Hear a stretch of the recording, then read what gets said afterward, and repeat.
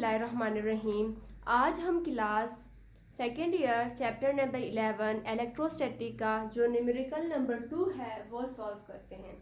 सबसे पहले इसकी हम स्टेटमेंट पढ़ते हैं बुक से, जो कि है हमारे पास। Determine the force of repulsion between two free electrons spaced 0.5 angstrom. 1 angstrom is equals to 10⁻⁻10 metre. यहाँ हमारे पास दो फ्री इलेक्ट्रॉन्स है जिसके दरमियान हम लोगों ने फोर्स ऑफ रिपल्जन चेक करना है, यानी फोर्स हम लोगों ने फाइंड आउट करना है। और दो फ्री इलेक्ट्रॉन्स है, इनके दरमियान जो स्पेस है यानी डिस्टेंस जो है वो 0.5 एंगस्ट्रॉम के बराबर है। तो चलिए हम लोग इसकी सबसे पहले डेटा लिखते हैं। डेटा में हमारे पास आ जाता है कि हम लोगों ने फोर्स फाइंड आउट करना है। ई मतलब फ्री इलेक्ट्रॉन्स, दो फ्री इलेक्ट्रॉन्स है हमारे पास। हमें पता है कि इलेक्ट्रॉन का चार्ज जो है ना 1.6 × 10⁻⁻19 कूलम है, तो हम इनको Q1 से कंसीडर करते हैं।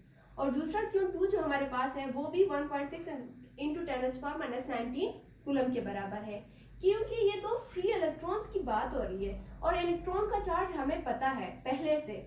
जबकि इनके दरमियान जो डिस्टेंस है या स्पेस है जिसको हम R से डिनोट करते हैं वो हमारे पास 0.5 एंगस्ट्रॉम है।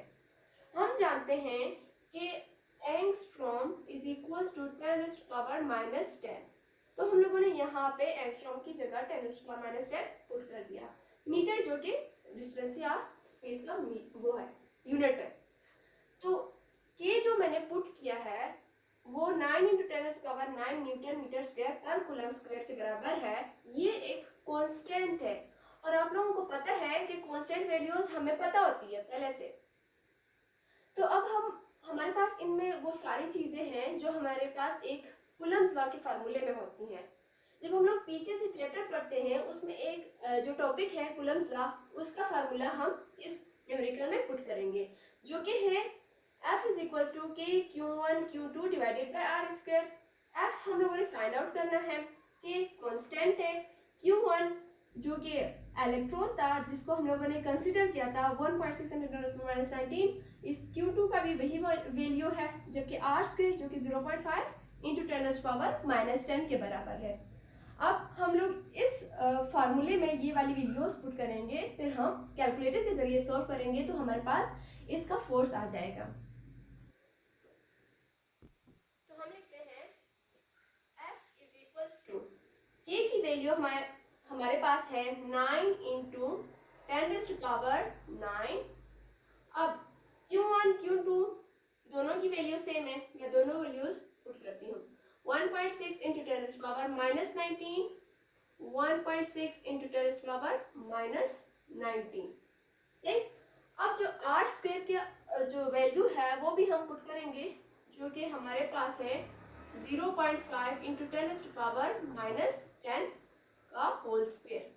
अब हम इसको कैलकुलेटर के जरिए सबसे पहले इन वैल्यूज को मल्टीप्लाई करेंगे, फिर इसका स्क्वायर लेंगे, इनको आपस में डिवाइड करेंगे तो हमारे पास इनका फोर्स आ जाएगा। सबसे पहले हमारे पास है simple bracket 9 × 10⁻9 simple bracket 1.6 sorry ये मैंने 0 लगा दिया, 1.6 × 10⁻19 सिंपल ब्रैकेट 1.6 × 10⁻19 सिंपल ब्रैकेट। हमारे पास आया 2.304 × 10⁻28। ऊपर को जब हम ऊपर की वैल्यूज जो हम लोगों ने मल्टीप्लाई किया आपस में तो हमारे पास आया 2.304 × 10⁻28। अब हम लोग इस नीचे वाले का पहले स्क्वायर लेंगे, फिर इस वैल्यू के साथ मल्टीप्लाई करेंगे। स्क्वायर कैसे लेंगे?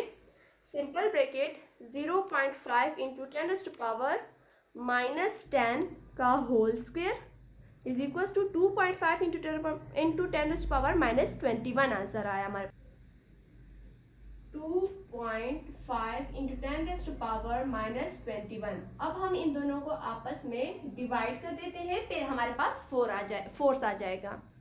हम किस तरह डिवाइड करेंगे? Simple bracket 2.304 × -28 divided by simple bracket 2.5 into 10⁻⁻21 simple bracket. हमारे पास आंसर आ रहा है 9.216 इंटू 10⁻⁻8। जस्ट हम लिखते हैं f is equal to 9.2 into 10⁻⁻8। अब हमारे पास डेसिमल पॉइंट यहाँ पर है, हम इसको यहाँ पर ले आते हैं। f is equal to 92 into 10⁻। जब हम लोग डेसिमल पॉइंट को राइट पर शिफ्ट करते हैं तो हमारे पास आ जाता है, सॉरी यहाँ पर मेरे साथ मिस्टेक हो गया है, यहाँ पे जब हम लोग इस डेसिमल पॉइंट को इस लेफ्ट पर जाएंगे ना तो लेफ्ट पर हमारे पास -1 आता है, यानी 10⁻⁻1 f is equals to 92 into 10⁻⁻, जब प्लस हो जाता है, जब 1 में हम लोग 8 को प्लस करेंगे तो हमारे पास आ जाएगा -9।